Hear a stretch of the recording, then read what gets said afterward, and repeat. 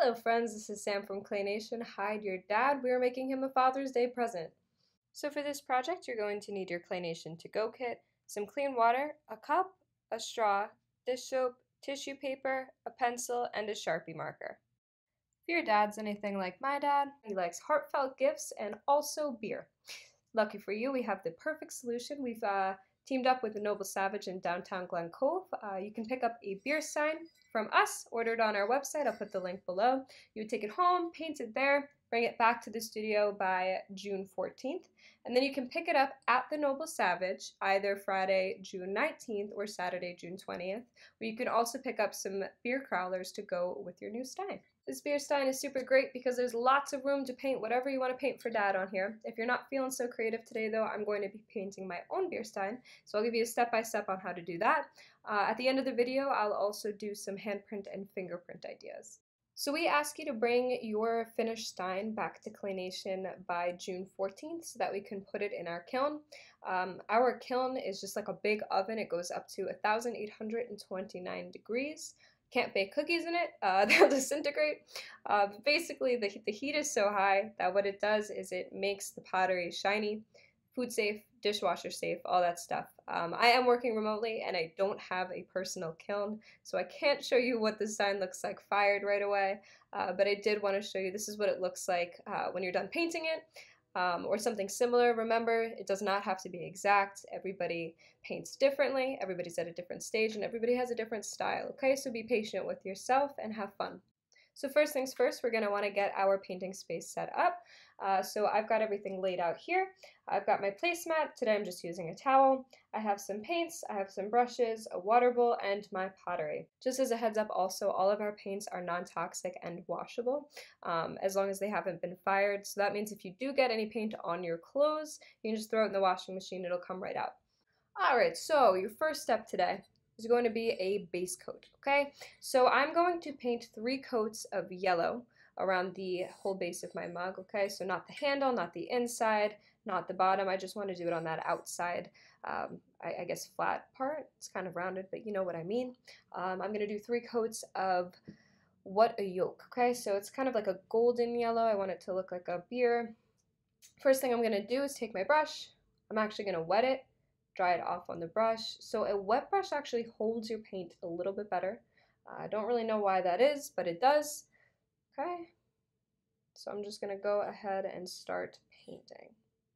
So I'm using long vertical streaks here. I'm using a really big brush just because I want to get as much surface area as I can. I find that, you know, pottery, it's pretty much handmade, you know, you're painting it yourself. So a lot of people don't like those streaks, but you're going to be able to see some streaks. That's why we tell you 3 coats though, it just makes it a little bit more solid. You know, on the chance that you do see streaks, I like to follow the shape of the pottery. So now I'm just going to let that dry a little bit. How you can tell it's dry, it's just going to be a little bit chalky. So you can see the difference right here. This is something I just painted. It's a little bit darker, okay? And then here, chalky. I hate to say you'll just know, but it is kind of one of those things where you'll just know. If it's taking a while to dry, you want to get to the next coat, feel free to use a blow dryer. While I wait for that to finish up drying, I just want to give you a heads up that the next part of this project is just a little messy. If you're working on a finished surface like a finished wood table or a countertop, it's not really a big deal, but if you want to put out some extra newspaper, I would do that now. This next technique is called bubble paint.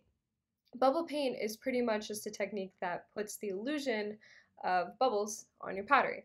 When I was a kid, my mom used to yell at me all of the time for blowing bubbles in my milk, and I just thought she was trying to rain on my parade, but now I understand that you can totally make a mess doing that. But that's the exact goal today, so if your mom's ever yelled at you for that, you can live out your dream here today. You're going to need some dish soap, you're going to need a straw, and you're going to need a cup. Okay, so I use a disposable cup and a disposable straw just because I find the cleanup just a little easier. You can feel free to use a regular cup or a reusable straw if you want. Inside my cup, I've got 1 part water and 1 part dish soap. Okay, not dish detergent. Be careful with that. So you can see inside my cup, it's not really filled too much. Okay, you only need a little bit. Now what you're going to do is take some paint. I'm going to use Tangy Tangerine. Okay? So Tangy Tangerine, I'm going to put 1 part of that in there. So you have equal parts dish soap, equal parts water, and equal parts soap. So you're just going to mix that up. It should be pretty opaque by the time you're done with it. If it's still looking kind of like water, which is the dab of paint in it, you want more paint. Or it starts to get a little bit messy, and if you're a kid, you might want to grab a parent just to help you move your pottery while you blow your bubbles. Alright, so I've moved my screen just so that you can actually see what I'm doing. What you're going to do, so you're going to take your cup and your straw, you're going to blow bubbles. Do not suck in, okay? You don't want a mouthful of soap or paint, although all of our paint is non-toxic. I'm not so sure about the soap, and it probably tastes terrible, so be careful. You're going to want to lay your pottery down if you're working alone. Otherwise, you can have your partner hold it up for you and rotate while you work. Now I'm going to blow bubbles so that they come out the side of this cup, okay? They're going to overflow. Now, the one thing you do not want to do is you do not want to tilt your cup, because if you tilt your cup over and this mixture falls out, you're just going to have a puddle of soapy, watery paint. You're not going to get that bubble effect. So I can't stress that enough. You want this cup to stay parallel to the ground. Okay, you want it straight up, and those bubbles are just going to pour over. You can tilt it a little bit just to get the bubbles out, but you don't want to let that paint leave the cup. So I'm just going to start making some bubbles. It's going to pour out of my cup, and you'll see how I do it.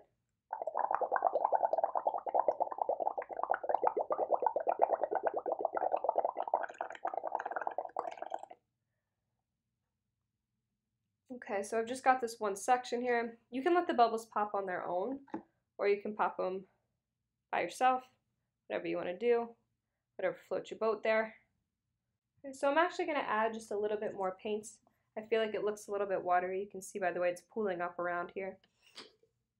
If you're blowing and the bubbles aren't pouring over, you probably need a little bit more water, but remember, a little bit of water goes a long way.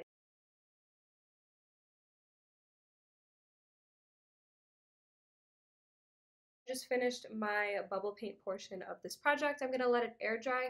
You don't want to use a hair dryer to quick dry this one, just because it'll kind of mess up the shape of those bubbles because they're super wet. So just let that air dry, go for a walk, go eat a snack, go call a friend, do what you got to do, and I will meet you back here when that's all ready. So my beer stein is completely dry now. You really can't see the bubbles. It's super, super faint. That's just because the pottery paint is usually really pastel-y until we put it in the kiln. Don't worry about that. So I also have some paint on the handle here. What I'm going to do about that is you can either just use a paper towel or a sponge, just get it wet, really squeeze out that water because you want it damp, not soaking wet. You don't want that pottery to absorb too much water. It's just not good to let that sit there. Okay, just wipe off those areas. Okay, so now that my bubbles are dry and I cleaned up the rest of my pottery, I'm just going to fill in all the rest of the white on the pottery. So that would be the inside here, the handle, and the bottom rim and the bottom. You don't have to paint the bottom. If you don't, it's going to be shiny and sealed and everything anyway. It'll just be kind of off-white. Also, this made in Thailand, or some of them say China, that's going to burn off in the kiln, so don't worry about that. So on the inside of my mug, I'm going to do 3 coats of Blue Heaven, and then on the handle and the bottom rim, I'm going to use 3 coats of Hi Ho Silver. You don't have to do these exact colors. These are just the ones in the sample. If you want to match it, feel free to do whichever one, as long as you use 3 coats.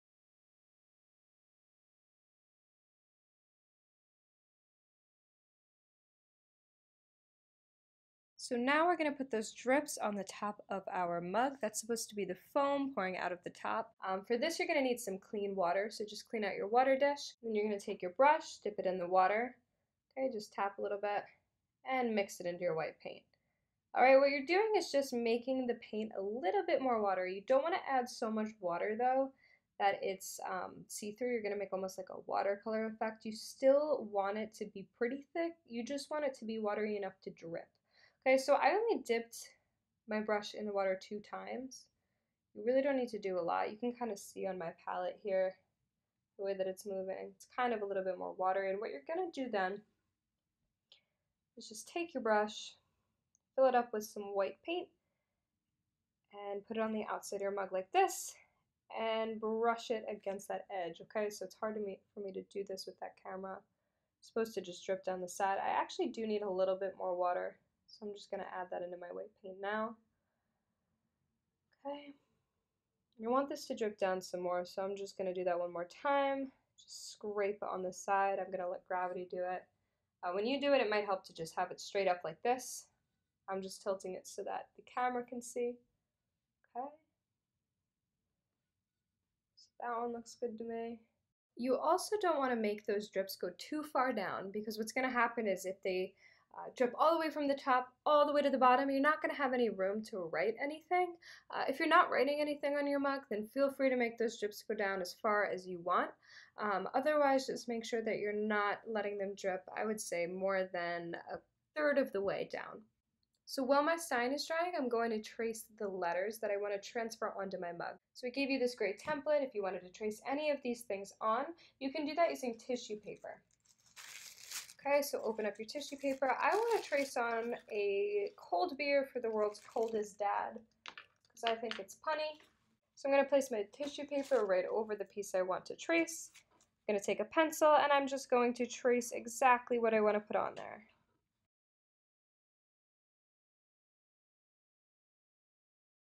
Okay, so it should look something like this when you're done. All right, folks, so we are on your last step here. Ideally, you want to wait until your paint drips are dried. I'm going to do it while they're still drying just because I'm a pottery professional, or at least that's what I tell my after-school program kids. So what we're going to do is take your tissue paper, position it wherever you want it. I'm going to put it right here. Okay, and I'm just going to tape it down because I'm using one hand. You don't have to tape it down, just hold it in place. Okay, and then you're just going to take a Sharpie and trace over those letters. It'll transfer right through.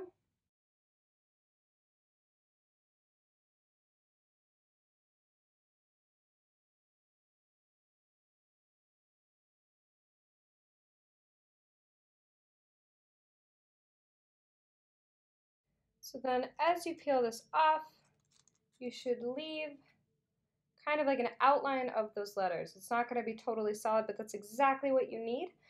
So just like everything that's not paint, this Sharpie will burn off in the kiln. So if you really, really like the job that you did, that's great. You just have to paint over it. Okay, so what you're going to do is just take a really thin paintbrush.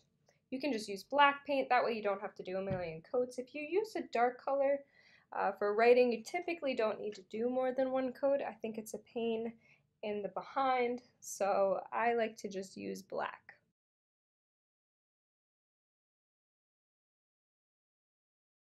I am all done with my Stein, and this is what I got. Finished up that lettering. I traced over it with a little black paint. Okay, you can still see all of my Sharpie here, so if you can still see it, don't worry. Again, it burns off in the kiln, so you don't need to worry about it. As long as you have the paint, paint is the only thing that's going to stay on your mug. All right, don't forget to sign the bottom.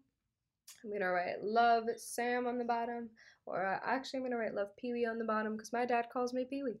Painting with me today, guys. That should be it for your Stein. Just don't forget to return it to us by June 14th. You can pick it up either Friday, June 19th, right? I swear the days just don't exist anymore. So your finished Steins will be available at the Noble Savage on either Friday, June 19th or Saturday, June 20th, where you can also pick up your crawlers to go with your Stein. So if you stay tuned, I'm just going to do a quick time lapse on handprints and fingerprints and designs you can do with those. Thanks so much, guys. Happy painting. So to get a handprint, sounds pretty self-explanatory, but you're just going to want to paint your hand or your child's hand. Okay, get everything. So you don't want to glob the paint on, okay? So you can see there's a little pile right there. You just want to smooth that out. You want the paint pretty thin so that you can see all of the cracks in the hand. Okay, so just spread everything out. And then you're just going to take your child's hand and just start at the base here and press down. Move along. Okay, you're going to want to use your own hand to guide your child's hand. Okay, and press, and then make sure that you don't move any fingers. Okay, keep the hand pressed down, and then you're going to count 1, 2, 3, and lift up your hand. Okay, so you should have a good handprint there. I'm using paper instead of pottery, so it's not going to be as good, but pretty much that's what you would have. If you're trying to get a baby's handprint, I recommend waiting until the baby is asleep for nap time, and then you're going to want to uncurl their hand, put paint down, and again the same thing, their hands normally do curl up, so you're just going to kind of want to hold that open and press down like that. Okay?